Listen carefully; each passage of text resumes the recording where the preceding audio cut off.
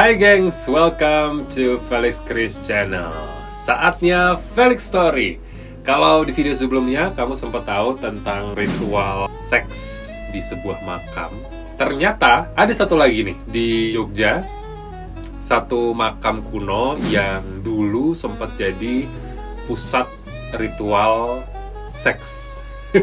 Agak gak enak ya ngomongnya, having sex di makam yang cenderung angker gitu. Tapi gimana ceritanya sampai akhirnya orang datang ke sana, orang melakukan ritual di sana, dan apa yang dicari sebenarnya di tempat ini?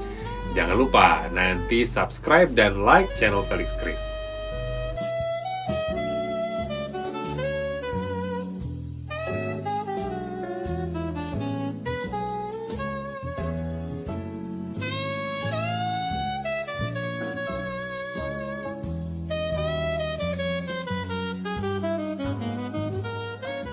Roro Mendut. Apakah Roro Mendut sama dengan Candi Mendut yang ada di Borobudur? Enggak, ini adalah dua hal yang berbeda. Kalau Roro Mendut ini bisa dibilang kisah cintanya bisa disamakan dengan Romeo and Juliet. Ada yang bilang Roro Mendut ini Romeo and Juliet-nya Indonesia, khususnya di Jawa. Dan Roro Mendut berpasangan dengan Prono Chitro.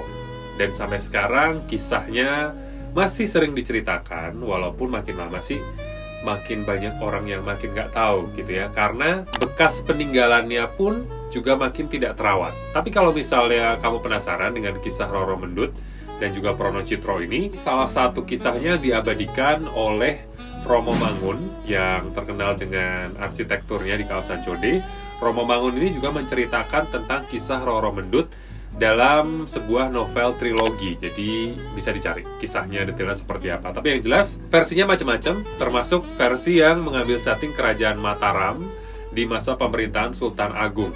Roro Mendut ini digambarkan sebagai seorang gadis cantik dan piawai melinting tembakau. Jadi memang dia sangat terampil melinting tembakau dan juga mengudutnya, ngerokok itu tadi. Dan kisah cintanya juga berliku-liku sampai akhirnya berujung pada kematian Roro Mendut yang menyusul kematian kekasihnya, yaitu adalah Tumenggung Wiroguno. Dan dia akhirnya mereka berdua dikuburkan di satu liang yang sama. Kurang lebih kisahnya seperti itu. Terus di manakah makamnya, letaknya? Kalau letaknya sendiri nggak terlalu jauh dari pusat kota Jogja, sekitaran 9 km. Dan itu ada di Dusun Berbah, di pemukiman warga yang padat juga. Jadi sebenarnya tidak terlalu terpencil tempatnya. Cuman di sekeliling makam Roro Mendut ini banyak kayak pepohonan, dan akhirnya kayak satu kawasan yang sudah tidak lagi dikunjungin orang. Jadi memang dibiarkan menjadi liar dan tidak terawat. Kalau mau ke sana sebenarnya akan melewati rumah-rumah penduduk. Jadi kalau orang yang mau ke sana pasti ketahuan, nggak bisa sembunyi-sembunyi. Terus kenapa akhirnya kompleks makam Roro Mendut dan Prono Chitro ini ditutup dan dibiarkan gitu aja? Karena konon dulu itu banyak sekali orang yang datang berbondong-bondong ke sana untuk melakukan ritual. Ritual apa? Ritual seks yang akhirnya juga dicap sebagai zina gitu. Karena banyak yang datang ke sana gitu ya, membawa tikar, memang niatnya untuk melakukan ritual itu dan berhubungan seksual di makam Roro Mendut dan Prono Chitro, tujuannya agar keinginannya bisa dikabulkan. Ada keyakinan juga bahwa kalau misalnya melakukan ritual di sana itu nggak boleh dengan pasangan resminya. Jadi tidak boleh dengan suami atau istrinya. Berarti harus membawa orang lain yang bukan pasangan resmi.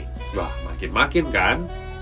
Memang kalau dilihat lagi, sudah sejak lama makam Roro Mendut dan Prono Chitro ini ramai. Bahkan sejak tahun 70-an. Banyak orang datang ke sana, bawa sajen, bawa rokok.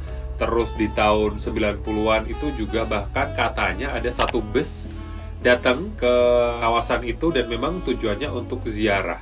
Mereka bawa oleh-oleh dan juga membagi-bagikan oleh-oleh ke para warga yang ada di sekitar makam Roro Mendut. Kayak gitu terus-menerus sampai akhirnya konon katanya juru kunci makam Roro Mendut ini meninggal.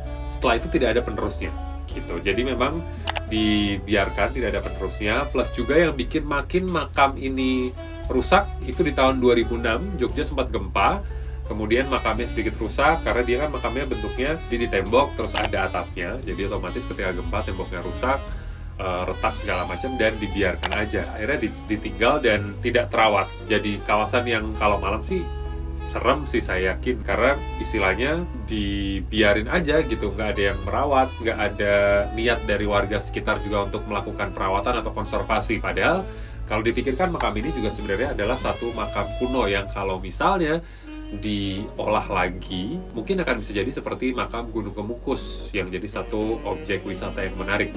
Pernah juga katanya ada beberapa orang yang datang dengan niat baik, memang mereka mau memperbaiki makam Roro Mendut karena mereka katanya dapat mimpi, kemudian mereka setelah datang ke sana keinginannya dikabulkan, hal-hal baik terjadi sama mereka, kemudian mereka semacam ingin membalas budi gitu ya. Sebagai wujud terima kasih, mereka datang, mereka mengganti kain mori yang menutup makamnya yang di bagian dalam, membersihkan makam, membersihkan kayunya, ngecat tembok segala macam. Tapi memang itu dulu. Lambat laun akhirnya juga nggak ada orang yang datang ke sana karena dari penduduk pun juga istilahnya tidak memberikan akses yang cukup baik, jalannya susah gitu ya, harus masuk ke hutan-hutan segala macam. Tapi memang yang datang kebanyakan berasal dari kota di luar Jogja gitu, misalnya kayak di Klaten, dari Jawa Timur, dan ramenya biasanya orang datang itu Selasa Kliwon dan Jumat Kliwon. Selain buat pesugihan, datang ke sana melakukan ritual berhubungan seks, ternyata ada juga hal lain yang bisa didapatkan di sana. Katanya gitu adalah ajian pengasihan. Pengasihan apa? Jadi kayak membuat lawan jenis terpikat. Konon ada cerita bahwa ada yang datang ke sana melakukan tirakat, meditasi. Sebelum dia meditasi di dalam makam, itu dia sudah memastikan lantai di sekitarnya bersih. Dia meditasi, berdiam diri, memusatkan pikiran. Ternyata setelah meditasi, dia nemu ada rokok di samping kakinya. Padahal sebelum meditasi rokok itu nggak ada karena bersih. Setelah dia membuka mata ada rokok. Nah kemudian kalau rokok itu sudah ada, berarti itu ritual selanjutnya adalah rokoknya itu harus dibongkar, jadi dilepas gitu, kemudian dicampur sama tembakau yang biasa kita pakai buat merokok, kemudian dihisap seperti biasa dan dihembuskan ke orang yang pingin kita buat jatuh cinta. Konon katanya orang itu nanti langsung setelah kena asap rokoknya dia langsung kelepek-kelepek jatuh cinta sama kita. Bisa gitu ya? Karena mungkin memang kisahnya Roro Mendut ini kan terkenal sebagai pelinting rokok yang rokoknya itu terkenal enak juga. Jadi mungkin dari situ akhirnya muncullah cerita-cerita ini. Ada rokok misterius, kemudian bisa dicampur dengan rokok yang biasa kita pakai, kemudian dihembuskan segala macam. Kalau sekarang gimana ceritanya? Ya karena tadi, karena dari penduduk sekitar juga akhirnya tidak ada larangan khusus gitu ya, nggak boleh ke sana, tapi diharapkan yang mau datang itu lebih beretika. Kalau ke sana ya jangan bikin keributan, rame-rame. Niatnya juga jangan niat-niat yang buruk, jangan pas malam-malam, karena konon katanya ada sempat yang datang ke sana juga buat TikTokan. Bisa aja ya semua mau jadi konten. Nah terus yang perlu jadi catatan, karena dia memang satu situs kuno yang juga terbilang cukup angker, jadi ya kalau yang bisa lihat mungkin akan menemukan banyak sekali makhluk-makhluk tidak kasat mata di sana. Yang cukup sering dibicarakan itu adalah ada wanita berbaju putih memanjat pohon tapi posisi kepalanya di bawah. Kemudian ada juga sosok pria tegap, tinggi besar gitu ya. Wajahnya wajah luar, mungkin menir-menir Belanda. Pernah ada wanita cantik, rambut panjang, baunya wangi, yang biasa disebut sebagai peri kalau di Jawa gitu. Nah itu sosok-sosok yang ada di sekitar makam Roro Mendut dan Purnono Citro. Jadi kalau misalnya penasaran ya silahkan datang sendiri, tapi tidak disarankan untuk melakukan ritual yang macam-macam ya. Mungkin cukup tahu aja lokasinya di mana dan dilihat sebagai satu situs bersejarah. Apakah akan ada kelanjutannya? Maksudnya apakah dari pemerintah atau warga akan memperbaiki dan membuat situs Roro Mendut ini menjadi sebuah objek wisata? Nggak tahu juga. Karena warga menginginkannya sih disudahi aja biar tidak terjadi hal-hal yang kurang berkenan gitu atau perbuatan-perbuatan yang asusila di sana. Makanya sampai sekarang sih belum ada ide untuk membuat situs ini menjadi lebih layak untuk dikunjungi. Kalau begitu terima kasih sudah menonton Felix Story hari ini, cerita tentang makam Roro Mendut. Jangan lupa klik subscribe dan like channel Felix Kris. Thank you. Bye-bye.